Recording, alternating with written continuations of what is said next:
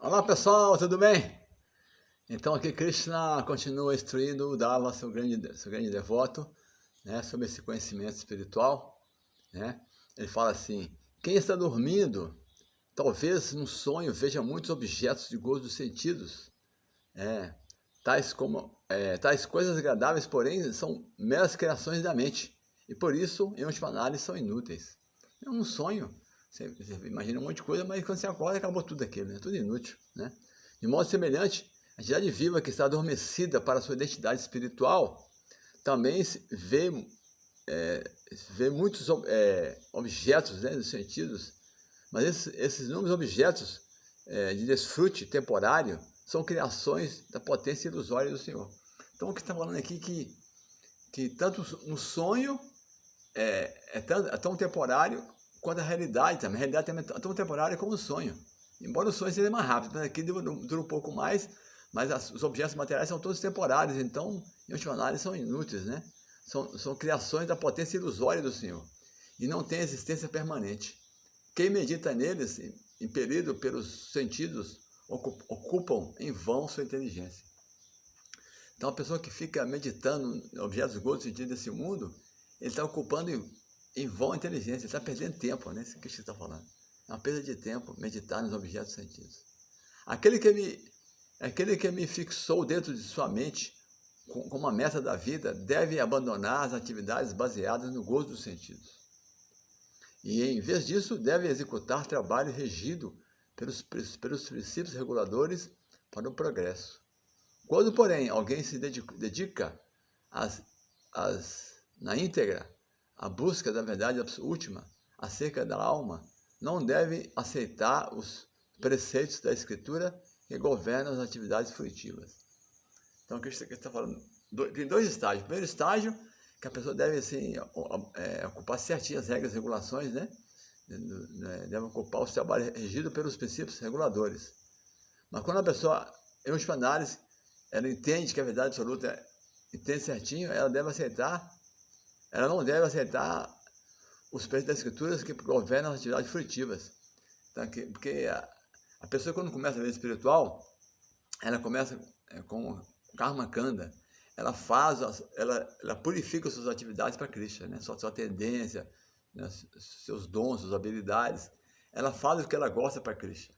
E quando ela alcança a perfeição, ela vai fazer o que Krishna quer. Ela está em outro estágio. Ela já não está mais interessada em atividades fruitivas. Mesmo regulada nos Vedas, ela não está interessada mais. Aquele que me aceitou como a meta suprema da vida deve observar à risca os preceitos escriturais que proíbem atividades pecaminosas. E, tanto quanto possível, deve executar os preceitos que ordenam deveres reguladores menores, tais como limpeza. No final, porém, a pessoa deve se aproximar de um mestre espiritual autêntico que tenha dado conhecimento, que tenha tanto conhecimento acerca de mim quanto eu mesmo, que seja pacífico e que, em virtude de sua elevada elevação espiritual, não seja diferente de mim. Olha só. Então a pessoa aí ela tem que chegar no estágio de encontrar o mestre espiritual e aí dedicar-se mesmo ao mestre espiritual. E esse mestre espiritual tem que ser uma pessoa qualificada, né? Que tem assim uma compreensão muito profunda sobre Krishna. Né? E devido à sua elevação espiritual, não seja diferente de mim. Raro, né? Grande alma, muito raro. O servo ou discípulo do mestre espiritual deve estar livre de falso prestígio. Jamais se considerando o executor. Deve ser ativo e nunca preguiçoso. E deve renunciar a todo sentido de propriedade sobre os objetos sentidos, incluindo sua esposa ou esposa, né? Filhos, lar, sociedade. Deve ser dotado de sentimentos de amizade amorosa para com o mestre espiritual e jamais deve desviar ou confundir. O servo ou discípulo deve sempre desejar avanço em compreensão espiritual. Não deve invejar ninguém e deve sempre evitar conversa inútil. Ele está dando aqui a conduta, o comportamento de um discípulo sincero, né? Ele deve estar sempre favorável ao mestre espiritual, sem falso prestígio. Né? Deve-se ver o verdadeiro interesse próprio na vida em todas as circunstâncias e deve-se, portanto, permanecer desapegado de esposa, filhos, lar, terra, parentes, amigos e assim por diante. A pessoa, volta a falar que a pessoa tem que estar desapegada, né? De família, de sociedade. A gente está frisando esse ponto aqui, porque é muito importante, apego, né? Assim como o fogo que queima, ilumina, é diferente da lenha, que deve ser queimada para iluminar, de forma semelhante, o vidente dentro do corpo, a alma espiritual auto-iluminada é diferente do corpo material, que deve ser iluminado pela consciência. Logo, a alma espiritual e o corpo possuem características diferentes, distintas, e são entidades separadas. Então, sempre entender que o nosso corpo não é o nosso verdadeiro eu. Nós somos o vidente dentro do corpo, nós somos a alma. E o corpo tem que ser governado pela consciência que vem da alma. Não o contrário, né? A alma fica serva do corpo, né? Dos objetos sentidos, da mente, inteligência materiais.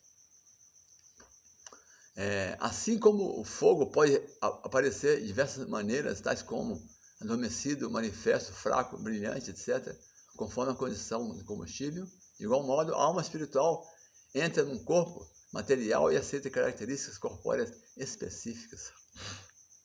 Então, dependendo do corpo, a alma manifesta, né? Mais consciência ou menos consciência. A alma dentro da madeira, numa planta, por exemplo, a consciência dela é muito baixa. Mas dentro do animal é maior. Do ser humano, maior ainda. O ser humano autorrealizado, a alma manifesta totalmente. Os corpos materiais, grosseiros e sutis são criações criadas pelos modos da natureza material, que se expandem na potência da suprema personalidade de Deus. A existência material acontece quando a entidade viva comete o erro de aceitar que as qualidades dos corpos grosseiro e sutil fazem parte de sua verdadeira natureza.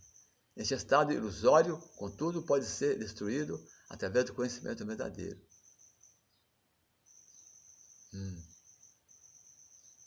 Quando nós aceitamos que as qualidades do corpo e da mente fazem parte da nossa verdadeira natureza, aí nós estamos em Maia, né? É um estado ilusório. Então deve ser destruído através do conhecimento verdadeiro. Portanto, mediante o cultivo do conhecimento, a pessoa deve se aproximar da suprema personalidade de Deus, que se encontra dentro de si mesmo.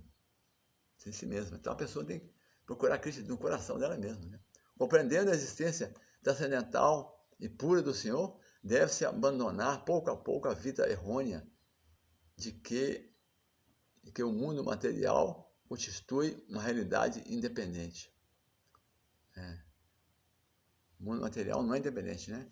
Que já fala que a energia material funciona sob a direção de Krishna, né? Pode-se comparar o mestre espiritual ao graveto inferior e o discípulo ao graveto superior. E a instrução dada pelo guru ao terceiro graveto colocado entre eles. O conhecimento transcendental que o guru transmite ao discípulo é comparado ao fogo que surge do contato entre eles, o qual reduz a cinzas a escuridão da ignorância, trazendo grande felicidade tanto para o guru quanto para o discípulo. Interessante aqui, né? Comparação aqui. Por ouvir submissamente um mestre espiritual perito, o discípulo perito desenvolve conhecimento puro que rechaça o ataque da ilusão material decorrente dos três modos da natureza material. Esse mesmo conhecimento puro, afinal, cessa, assim como o fogo acaba quando o estoque de combustível se esgota. Esse aqui é um esotérico, isso aqui, né? Então, está pregando aqui que, na realidade, a pessoa, ouvidos com submissão mais espiritual, ele pode desenvolve conhecimento puro, né? Que rechaça o ataque da ilusão material. A pessoa fica livre da ilusão material quando ela aceita um mestre espiritual fidedigno, né?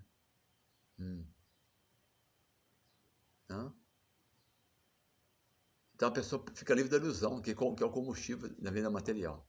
Então vou continuar no próximo vídeo falando sobre isso.